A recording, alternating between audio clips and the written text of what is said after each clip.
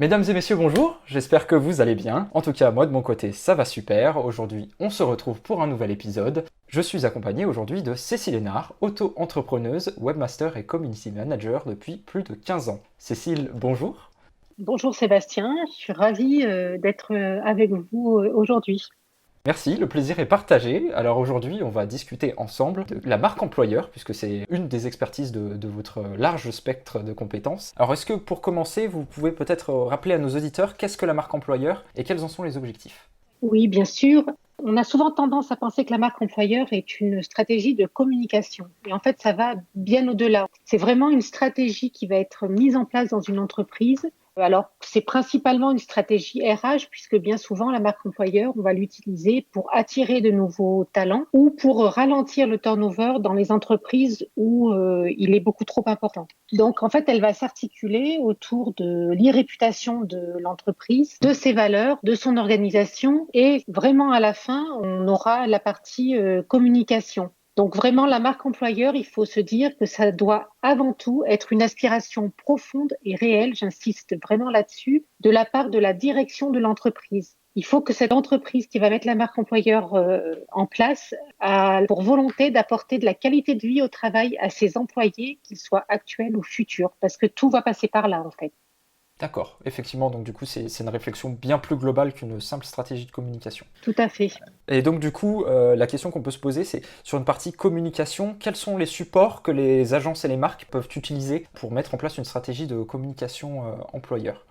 Alors, comme je le disais juste avant, en fait, donc la communication, ça sera vraiment l'aboutissement du processus. Une fois qu'on en arrive là, les entreprises vont pouvoir utiliser les supports classiques de communication, mais ça passe quand même principalement par la communication digitale. Donc, l'entreprise, elle va pouvoir utiliser son site Internet et plus particulièrement un blog, si elle en a un, ou sinon, moi, j'incite vraiment les entreprises à avoir un blog dans lequel elles vont pouvoir s'exprimer beaucoup plus librement et légèrement sur ce qu'elles sont dans leur ADN et pas être uniquement dans de la vente de produits. Et bien sûr, les réseaux sociaux. Mais là, il faudra poser vraiment la bonne stratégie de communication, c'est-à-dire choisir le ou les réseaux sur lesquels il faut vraiment être présent selon la cible que l'on veut atteindre pour son recrutement. Et dans un autre support de communication qui aujourd'hui est indispensable, il faut vraiment penser à la vidéo, qui est le média le plus efficace en termes de communication. Donc c'est vraiment important d'y penser. Je voudrais quand même faire un point sur LinkedIn, puisque LinkedIn est quand même devenu aujourd'hui le réseau social professionnel incontournable quand on est dans une démarche de recrutement et de marque employeur.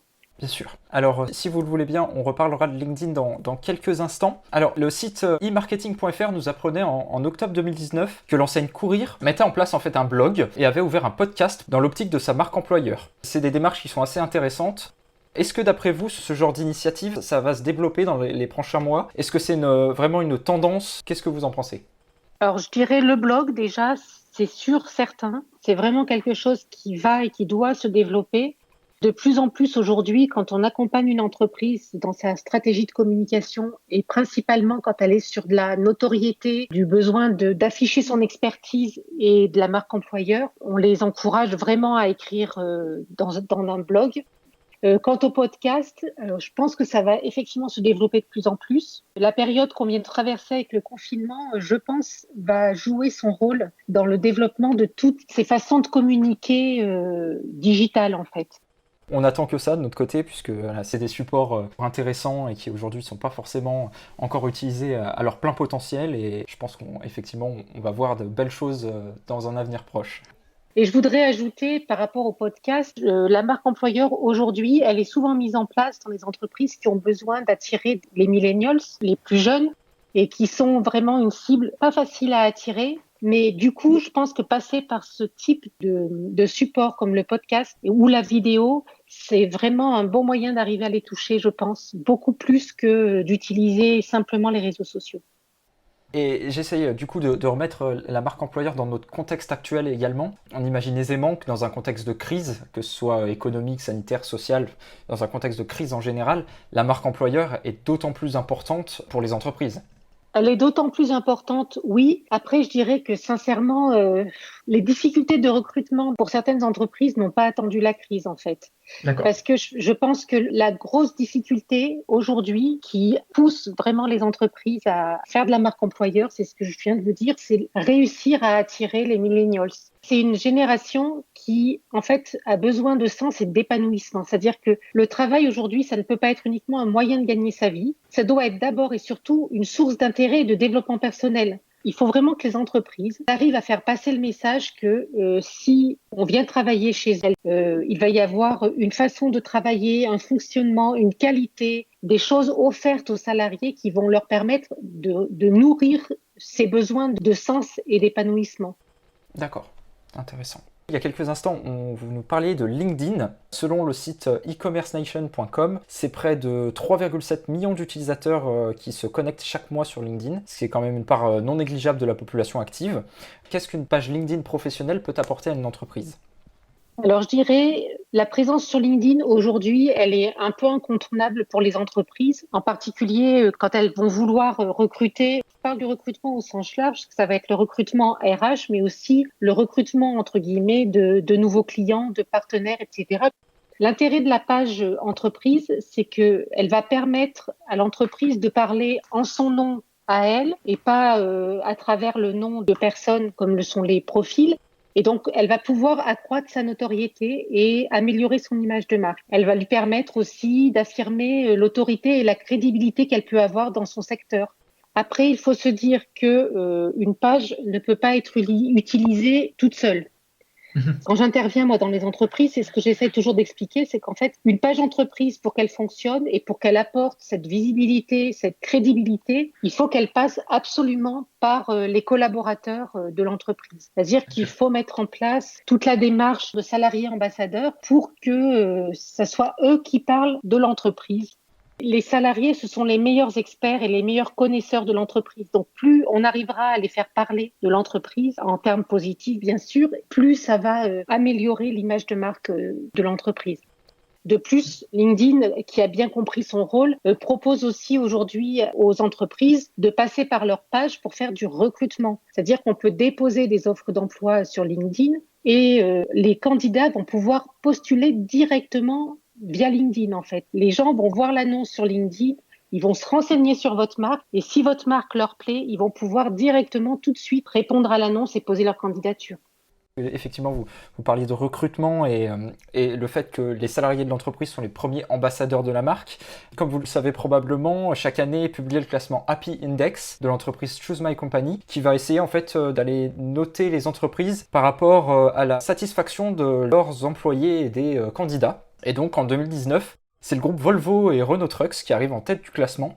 Quand on étudie les résultats, on observe que les raisons principales de ce succès, c'est le fait que 78% des personnes qui travaillent dans le groupe sont fiers des produits et des services vendus, et que 71% des personnes sont reconnaissantes de la confiance qu'il leur est donnée. Donc effectivement, ça recoupe tout à fait avec ce que vous venez de nous annoncer sur le fait que les premiers ambassadeurs de la marque, c'est les salariés eux-mêmes au final.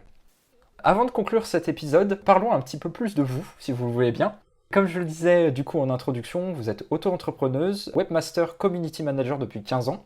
Vous accompagnez vos clients dans la création de stratégies de communication digitale, dans la création ou la refonte de sites web et également de la création de stratégies de marque employeur, justement. Est-ce que vous pouvez nous en dire un petit peu plus sur votre activité ? Oui, en fait, je suis consultante et formatrice en communication digitale. Donc, en fait, j'accompagne les entreprises dans la réflexion et dans la mise en place de la marque employeur, mais également de leur stratégie de communication digitale. C'est-à-dire que je vais les accompagner du début, vraiment de la réflexion, c'est-à-dire définir les objectifs, pourquoi est-ce qu'elles veulent mettre en place soit de la marque employeur, soit une stratégie de communication digitale, définir quelles sont les cibles qu'elles veulent atteindre, et ce qui va nous permettre d'aller sur le choix des réseaux qui seront pertinents pour elles pour communiquer. Et d'un autre côté, je fais également de la formation sur la communication digitale en général. Donc je fais vraiment du sur-mesure et je développe aussi toute une gamme de services autour de LinkedIn. En 3 services. Il y a d'abord un service d'audit Je peux aussi les accompagner plus profondément et plus longuement en pas à pas pour faire une sorte de coaching LinkedIn où là, on va vraiment travailler ensemble plusieurs séances pour avoir un profil très impactant. Et sinon, je propose aussi là des formations vraiment sur LinkedIn et uniquement sur LinkedIn en une journée pour pouvoir être performant avec son profil. Eh bien, entendu. Pour nos auditeurs et auditrices qui souhaiteraient faire appel à Cécile Hénard, vous trouverez le lien de son site internet dans la description de cet épisode. Mais ce n'est pas tout. Vous tenez également un blog sur le street art qui porte le nom des billets de Miss Acacia. En tant que fan de street art, est-ce que cette discipline vous inspire dans votre quotidien professionnel ? Ça peut m'inspirer des idées de communication. Donc parfois, en fait, ce que font certains artistes, ça peut me donner des idées.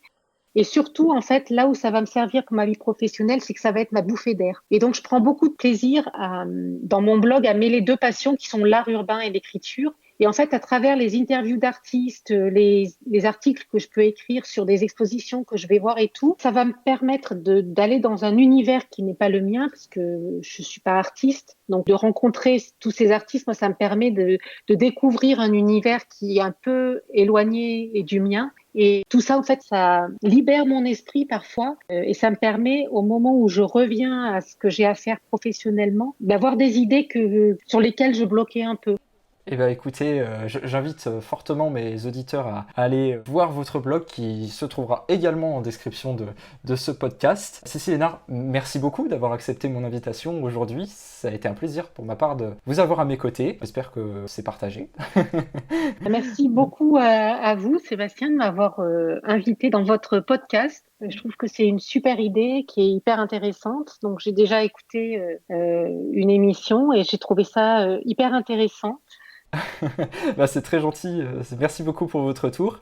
Auditeurs, auditrices, merci beaucoup de nous avoir écoutés. On se retrouve très rapidement pour un prochain épisode et n'hésitez pas à aller voir la description de ce podcast pour avoir toutes les informations complémentaires. Merci beaucoup et à très bientôt.